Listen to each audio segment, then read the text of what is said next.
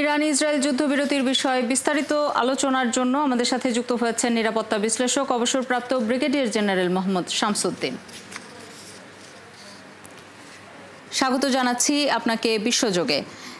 এই যে আমরা দেখলাম যে গতকাল কাতার এবং কুয়েতে ইরানের হামলার ঠিক পরপরই ট্রাম্প ঘোষণা দিলেন যে যুদ্ধবিরতিতে দুপক্ষই রাজি হয়েছে, এবং ট্রাম্প যেটি দাবি করছেন যে ইরান এবং ইসরায়েল প্রায় কাছাকাছি সময়ে একই সময়ে তার কাছে গেছে যুদ্ধবিরতির জন্য এবং মধ্যস্থতার জন্য। আসলে কৃতিত্বটা কার? আপনার বিশ্লেষণ কি বলে? ধন্যবাদ। আমার বিশ্লেষণ যদি জানতে চান, আমি বলবো যে এটার যে ইরান, এটা আসলে দাবিদার হবে, কারণ ইরান সক্ষমতা ছিল বলে ইসরায়েল এবং আমেরিকা উভয়ের আক্রমণের তীব্রতা সহ্য করে 12 দিন টিকে আছে, এবং এই টিকে থাকার মধ্যে এই ব্যয়বহুল যে যুদ্ধটা আছে, এই যুদ্ধটা বন্ধের একটা সম্ভাবনা দেখা দিয়েছে।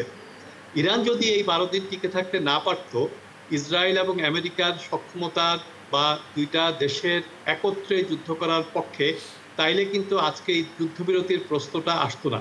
কাজে আমি কৃতিত্বের দাবিদার প্রথমেই বলছি ইরানকে, তারপর আমেরিকা একটা পরাশক্তি। আমেরিকার অবশ্যই অধিকার আছে একটা শান্তি নিশ্চিত করার, যদিও আমেরিকাও আক্রমণ করেছে ইরানের উপরে। এরপরে ইসরায়েল, ইসরায়েল যুদ্ধ এবং তারা রাজি হয়েছে ইরানের সঙ্গে যুদ্ধবিরতিতে, কারণ তারা বুঝতে পেরেছে যে এইটা একটা যুদ্ধ যেটা চালাতে গেলে অনেক ব্যয়বহুল এবং তাদেরকে একটা যুদ্ধবিরতি নিতেই হবে। এখানে যুক্তরাষ্ট্র দাবি করেছে যে ইরানের পরমাণু কার্যক্রম যেসব স্থাপনাগুলোতে হচ্ছিল সেগুলো তারা পুরোপুরি ধ্বংস করেছে, যদিও ইরান বলেছে সেখানে তেমন তেজস্ক্রিয় কিছু ছিল না।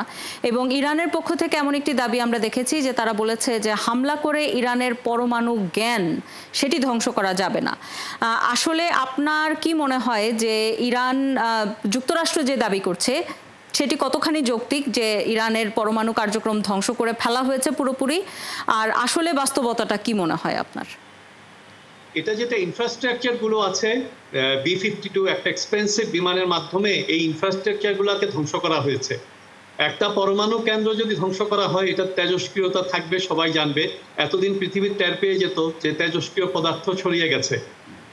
আর শত্রুকে যদি আমি জানি, তাহলে যতবারই আমি হেরে যাব, আমি আবার জিততে পারবো। ইরান জানে, যখন ইরান এই পরমাণু কার্যক্রম শুরু করেছে, তারা জানে তাদের শত্রুকে কি ধরনের আক্রমণের সম্মুখীন তারা হতে হবে, এই আক্রমণ থেকে সম্ভাব্য কিভাবে তারা বাঁচতে পারে, এবং বাঁচার পরে তারা কিভাবে আবার ফিরে দাঁড়াতে পারে নতুন করে, নতুন উদ্যমে তাদের এই পরমাণু সক্ষমতা বাড়াতে। এত কিছু জানার পর ইরান অবশ্যই তার ধাপে ধাপে প্রস্তুতি নিয়ে রেখেছিল, এবং ইরান জানতো এই ধরনের একটা আক্রমণ হবে এবং হয়েছেও। এটা পরিষ্কার করে দিয়েছে যে এই ধরনের আক্রমণে কি করতে হবে। ইরানের স্থাপনা ধ্বংস হয়েছে সত্যি, কিন্তু ইরানের যে বৈজ্ঞানিক আছে অনেককে হত্যাও করা হয়েছে, বাট ইরানের আরো বৈজ্ঞানিক আছে এবং তারা মানুষের মাথায় এই টেকনোলজিটাকে শিফট করে নিয়েছে।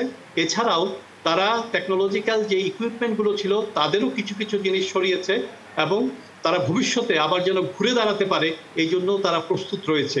এই জন্যই আজকের এই পরিস্থিতি এসেছে যে এখন যুদ্ধবিরতিতে উভয় পক্ষই এই ব্যয়বহুল যুদ্ধ থেকে কিছুটা নিঃশ্বাস বা আপাত শান্তি দেখতে চায়। আপনাকে অসংখ্য ধন্যবাদ আমাদের সাথে যুক্ত হবার জন্য। দর্শক, আমাদের সাথে যুক্ত ছিলেন নিরাপত্তা বিশ্লেষক অবসরপ্রাপ্ত ব্রিগেডিয়ার জেনারেল মোহাম্মদ শামসুদ্দিন।